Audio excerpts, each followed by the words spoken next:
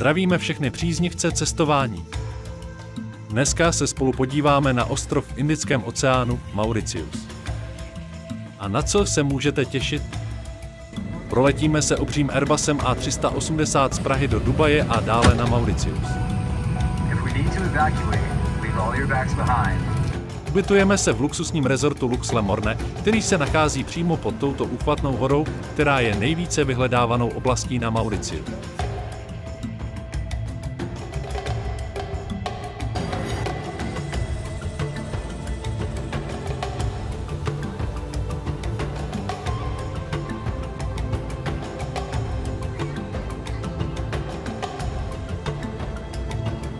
Podíváme se na výlet za delfíny a velrybou, na to si pronajmeme soukromou loď i s posádkou. Prohlídneme si pár záběrů z dronu, které jsem na Mauriciu pořídil.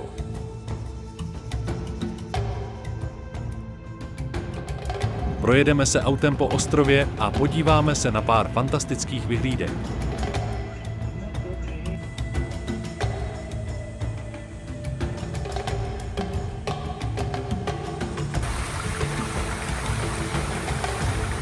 Dále si zajedeme nakoupit do místního supermarketu a podíváme se, jaké jsou zde ceny potravin. Podíváme se do místní nemocnice a zjistíme, jak funguje na Mauriciu zubařské středisko. A nakonec videa si ukážeme, jak vypadá příjezd a letiště na Mauriciu.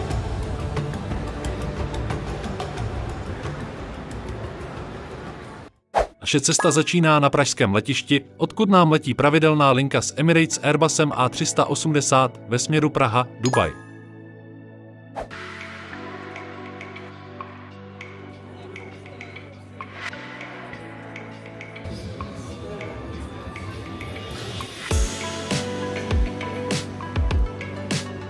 Naše klasická zastávka na jídlo před odletem je v restauraci Runway.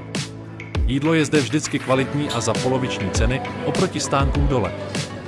Restauraci naleznete v prvním patře jak na terminálu 1, tak na terminálu 2.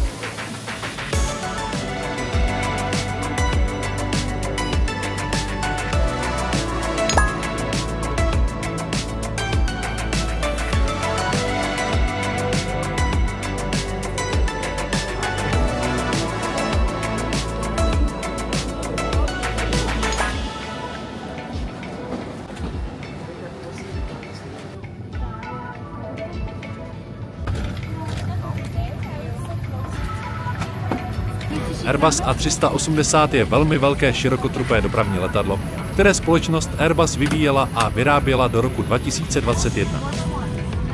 Je to největší osobní dopravní letadlo na světě a jediné dvoupodlažní proudové dopravní letadlo plné délky. Hlavní konstrukční části letounu A380 se vyrábějí ve Francii, Německu, Španělsku a Spojeném království. Průměrná čistá doba letu z Prahy do Dubaje zabere přibližně 5,5 hodiny.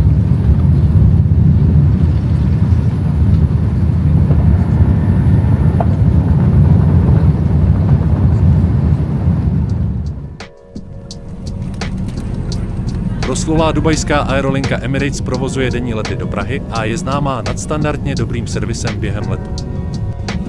I když se aerolinka Emirates často až neoprávněně glorifikuje, musíme uznat, že občerstvení rozhodně patří ke špičce mezi aerolinkami.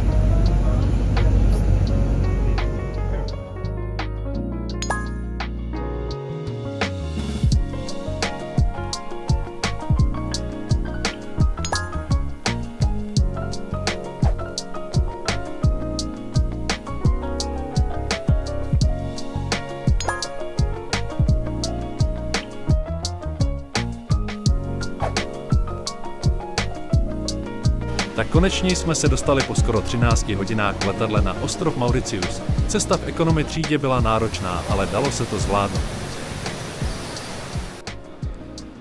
Na letišti na nás už čekalo taxi do hotelu. Mauritius, plným názvem Mauricijská republika, je ostrovní stát v Indickém oceánu asi 2000 km jihovýchodně od afrického kontinentu, na východ od Madagaskaru. Je tvořen hlavním ostrovem Mauriciem, ostrovy Rodrigues, Saint Brendan a Agalekskými ostrovy. Hlavní a největší město Port Louis se nachází na Mauriciu, kde se soustředí většina populace.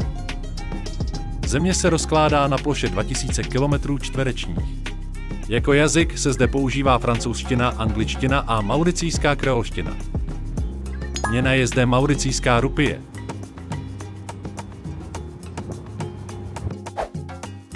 Pětihvězdičkový resort Lux Le Morne se nachází v jihozápadním cípu ostrova. V té krajině zde dominuje vrchol Le Morne Brabant. Tato impozantní hora je na seznamu světového dědictví UNESCO a i okolní prostředí je jako vystřižené z pohlednicových obrázků.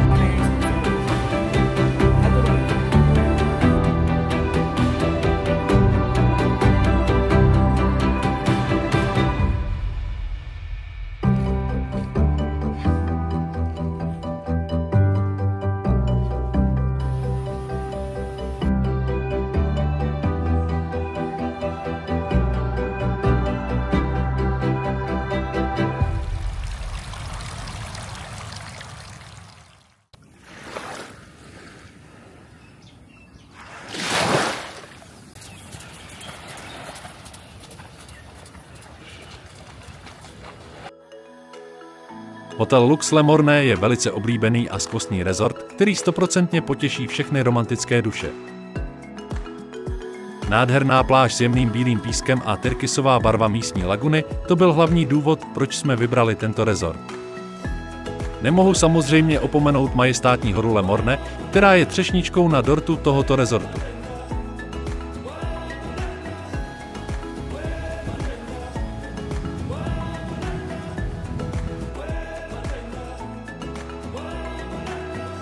Pojďme se podívat na rozložení rezortu.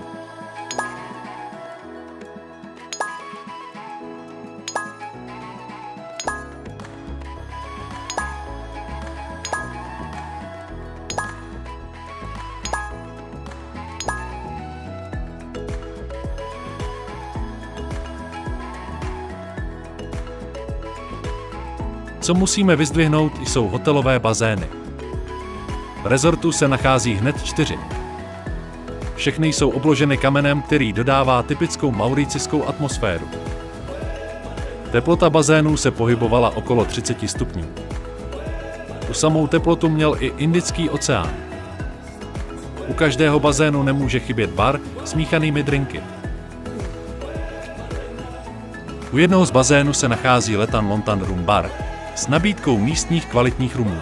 Panák startuje na 300, ale stojí to za to. Ubytování v rezortu zajišťují pokoje a svity umístěné v jednopatrových vilách, které jsou situovány v blízkosti pobřeží. Vilky jsou citlivě položeny do okolní přírody, což jenom potvrzuje místní stavební zákon, který upravuje výšku hotelových rezortů do maximální výšky okolních stromů.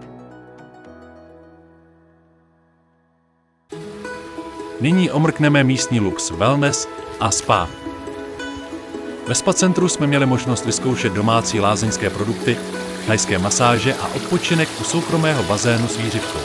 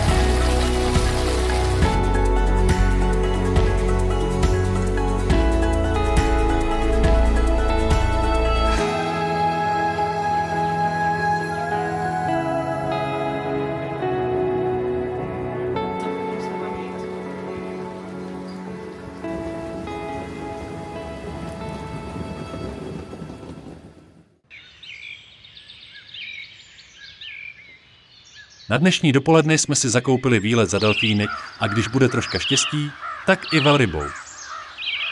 Výjezd byl naplánován na 5:30 ráno. Na hotelu jsou na to připravení a můžeme v klidu posnídat i v takto ranních hodinách.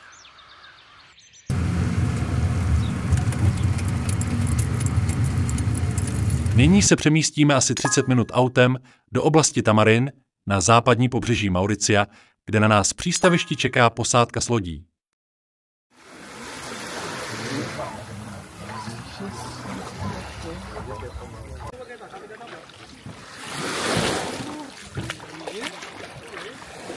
Normally, it's obligatory when you swim with dolphin. If you will swim with dolphin, you must wear for your safety. Okay. Because we are in deep sea. It's not shallow, so we can have a climb feel tight. Teď nás bude čekat asi 30-minutová plavba směrem k Lamorne, kde je veliká pravděpodobnost, že uvidíme delfíny. Co se týče počasí na Mauriciu, tak toto tropické podnebí má 2 roční období. Srážkové léto a suchou zimu. My jsme cestovali na přelomu února a března, tedy v létě. Vzhledem k tomu, že ostrov leží na jižní polokouli, léto je tu od listopadu do dubna a zima od května do října. Nyní jsme dorazili na místo, kde se delfíni touto hodinou většinou nachází. A jak vidíte, měli jsme štěstí. Čekají nás asi 4 seskoky do vody.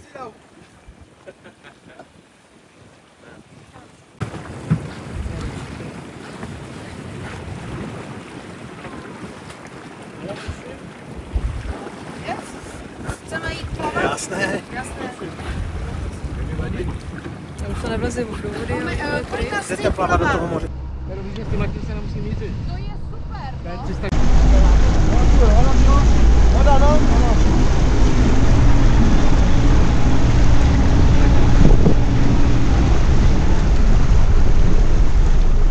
Půjdeme.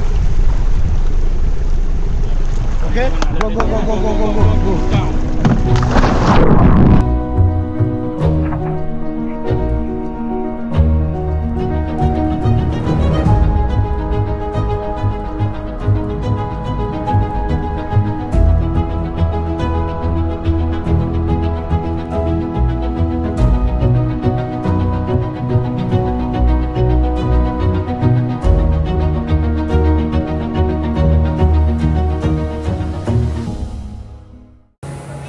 Z delfíny jsme si to perfektně užili a vyrážíme za velrybou.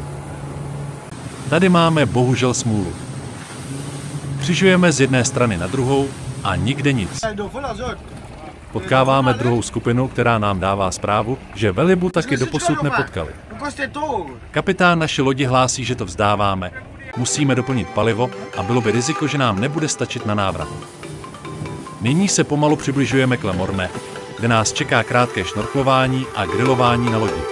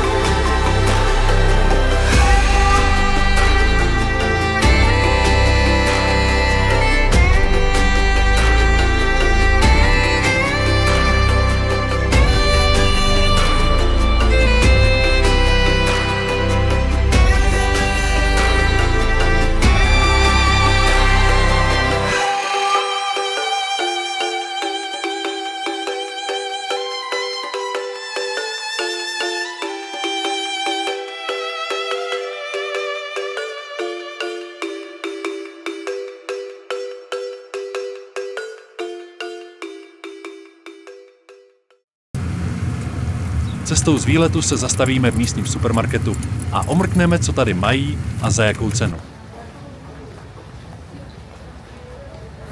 Supermarket se nachází asi 15 km od hotelu a mile nás překvapil. Naleznete tady vše potřebné. Jídlo, pití, drogerii a opravdu velký výběr alkoholických nápojů, včetně luxusního místního rumu. Tady jsou orientační ceny, které byly aktuální v termínu našeho pobytu. Nejsou skoro stejné, možná o malinko vyšší než u nás v České republice. Jediné, co je zde výrazně dražší, jsou mléčné výrobky a uzeniny. Nyní se přemístíme na hotel a vypadá to, že stihneme první slejvák. A je to tady. Déšť je sice vydatný, ale většinou netrvá dlouho. 2 hodiny nám pršelo a potom bylo zase krásně. Hned ráno vyrážíme bohužel k zubaři, který se nachází asi 10 km od Port Louis. Tím vám můžeme ukázat, jak vypadá zdravotní středisko na Mauriciu. Abych řekl pravdu, tak jsme měli trochu obavy, jak to celé proběhne, ale jak uvidíte, tak zbytečně. Teď procházíme nemocnicí, která je na špičkové úrovni a zubařské středisko se nachází hned za rohem.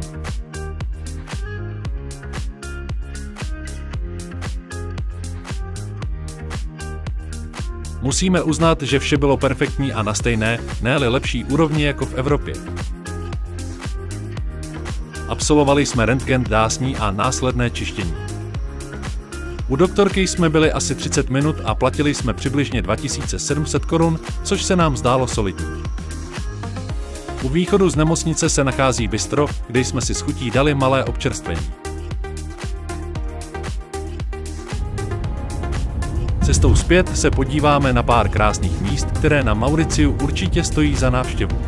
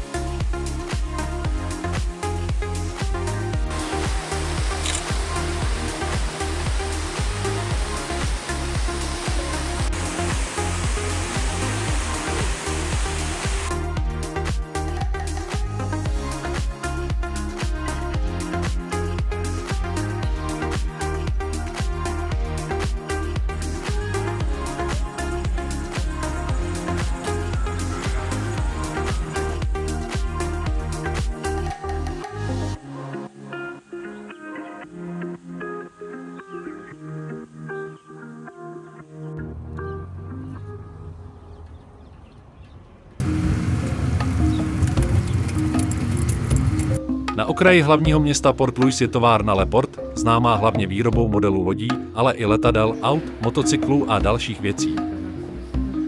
Jsou vyráběny podle precizních výkresů z týkového nebo mahagonového dřeva téměř na koleně.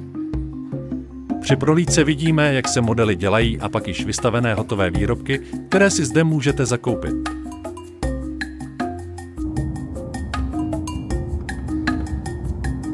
Cestou na hotel se ještě zastavíme v obchodním domě, který nás tady opravdu překvapil.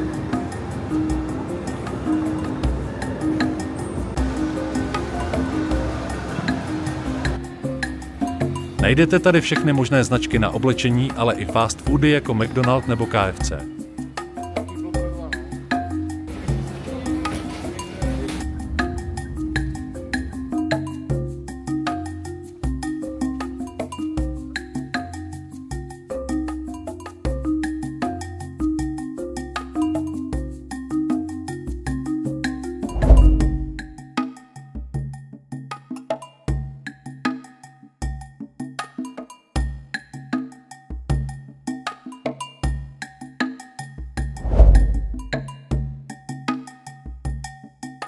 Vše má svůj konec.